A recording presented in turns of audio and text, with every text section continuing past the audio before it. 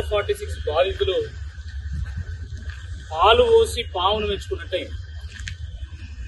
గత శాసనసభ ఎన్నికల సందర్భంగా అదేవిధంగా ఖమ్మం, నల్గొండ, వరంగల్ పట్టభద్రుల నియోజకవర్గ ఎన్నిక సందర్భంగా కూడా మమ్మల్ని ఎన్నుకోండి, మేము ఎన్నికైతే మా ప్రభుత్వం వస్తే తప్పకుండా GO46ను రద్దు చేస్తాం, మీకు న్యాయం చేస్తామని చెప్పేసి మాట ఇచ్చి ఈరోజు కాంగ్రెస్ పార్టీ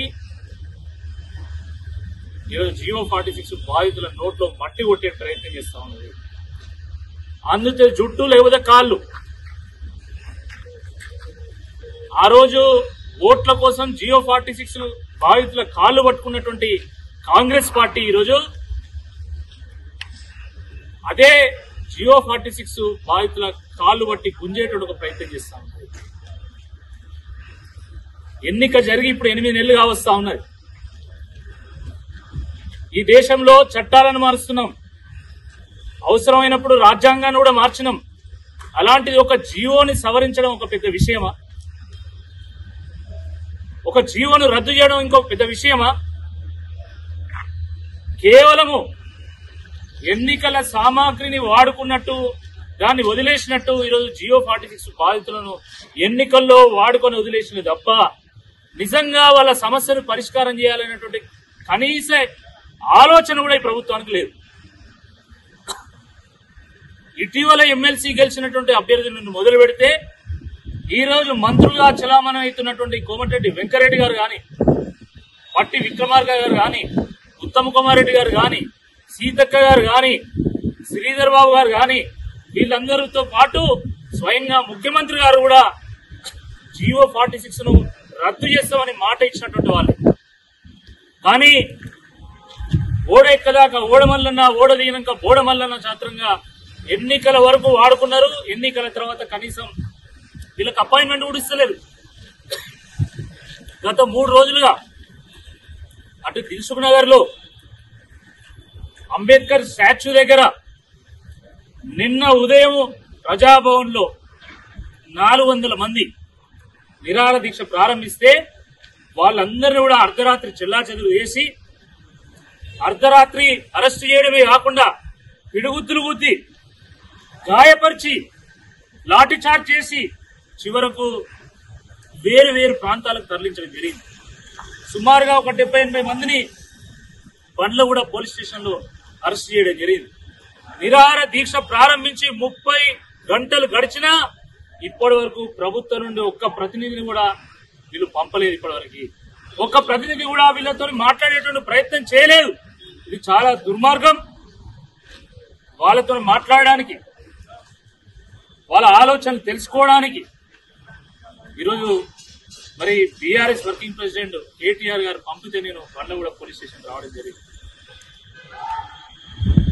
పోలీస్ అయ్యి చట్టాన్ని కాపాడాలి, అన్యాయం గురైనటువంటి వాళ్ళని కాపాడాలి, వాళ్ళకి న్యాయం చేయాలనేటువంటి ఒక ఆలోచనతోని అహర్నిశలు కష్టపడి తల్లిదండ్రులు కూలీనాలు చేసి పంపినటువంటి డబ్బులతోని కోచింగ్ తీసుకొని ఆ అరకొర వసతులు ఉండేటువంటి అశోక్ నగర్ హాస్టల్లో ఉంటూ ప్రిపేర్ అయ్యి మెరిట్ తెచ్చుకున్న తర్వాత ఈరోజు మాకు కనీసము మమ్మల్ని అర్హులుగా కూడా చూడడం లేదు, మాకు జాబ్ ఇవ్వడం లేదని చెప్పేసి కన్నీరు మున్నీరు అవుతా ఉన్నారు.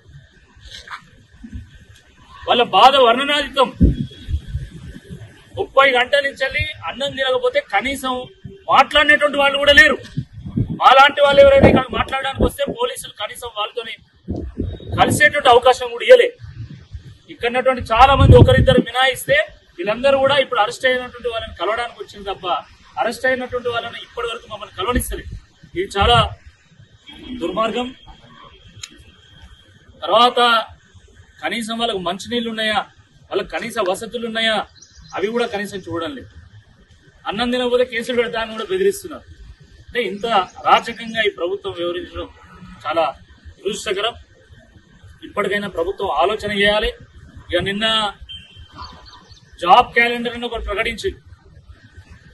ఉద్యోగ క్యాలెండర్ కాదు అది, ఉత్తుత్తి క్యాలెండర్, అది ఉత్తి క్యాలెండర్. అది అల్లా కనీసము డేట్లు లేవు, ఎన్ని జాబులు ఇస్తారనేది చెప్పలేదు. మైసూర్ పాక్ లో మైసూరు ఎట్లయితే ఉండదో ఈ జాబ్ క్యాలెండర్ కూడా అట్లనే జాబులు లేవు. చాలా దుర్మార్గము. అంటే నిరుద్యోగులను ఏదో విధంగా మోసం చేయాలనేటువంటి ఆలోచన తప్ప నిజంగా వాళ్లకు న్యాయం చేయాలనేటువంటి ఆలోచన మాత్రం ఈ ప్రభుత్వంలో కనబడతలేదు. కాబట్టి తప్పకుండా దీన్ని నెక్స్ట్ లెవెల్కి తీసుకెళ్లాలి. కానీ మీరు ఇలా తినకుండా మీరు నీరసపడద్దు. మీరు ఈ పోరాటాన్ని మరొక స్థాయికి తీసుకెళ్లాలి. తప్పకుండా ప్రభుత్వం మీద ఒత్తిడి తీసుకొద్దాము. తప్పకుండా మా వంతు కూడా మేము అన్ని రకాలుగా మీకు మద్దతుగా ఉంటాము. అవసరమైతే మా ఎమ్మెల్యేలందరినీ కూడా తీసుకొని సిఎస్ గారి దగ్గరికి వెళ్లి మీ గోడును వినిపిస్తామని చెప్పి స్వయంగా మరి బీఆర్ఎస్ వర్కింగ్ ప్రెసిడెంట్ కేటీ రామారావు గారు కూడా వీరితో మాట్లాడడం జరిగింది. మీరు ఎట్టి పరిస్థితుల్లో ఈ దీక్షను విరమించాలి. ఎందుకంటే మీ ఆరోగ్యం బాగుంటుంది, మీరు కూడా పోరాటం చేయగలుగుతారు. తెలంగాణ భవిష్యత్తు మీ భవిష్యత్తు మీద ఆధారపడి ఉన్నది. కాబట్టి తప్పకుండా మీరు విరమించండి అని చెప్పేసి వారు కూడా మరి ఇప్పుడు ఈ జియో 46 బాధితులను రిక్వెస్ట్ చేయడం జరిగింది. తప్పకుండా మా మద్దతు ఉంటుంది. అన్ని రకాల మద్దతు మేము తప్పకుండా ఇస్తాము. తప్పకుండా వాళ్ళ గొంతుకై గలమెత్తేటువంటి ఒక ప్రయత్నం కూడా నిన్న బీఆర్ఎస్ ఎమ్మెల్యేలు చేస్తే వాళ్ళ గొంతు నొక్కేటువంటి ఒక ప్రయత్నం చేసింది.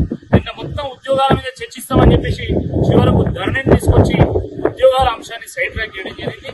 ఎందుకంటే ఉద్యోగాల అంశం కనుక చర్చిస్తే వీళ్ళ బండారం బయటపడుతుంది, వీళ్ళ ఉద్యోగాలు ఊడితే అనేటువంటి ఒక భయంతో ఈ రకంగా చేసిండ్రు. కాకపోతే అసెంబ్లీలో గొంతు నొక్కుతారు కావచ్చు, కానీ ప్రజాక్షేత్రంలో మా గొంతు నొక్కలేరు. తప్పకుండా జియో 46 బాధితుల గొంతుకై తప్పకుండా మేము గలాన్ని విప్పుతాం, పోరాటం చేస్తామని చెప్పి ఈ సందర్భంగా మరొకసారి హెచ్చరిస్తాం. అసలైన తొలి వెలుగు. ఫాలో వాట్సాప్ @తొలి వెలుగు official.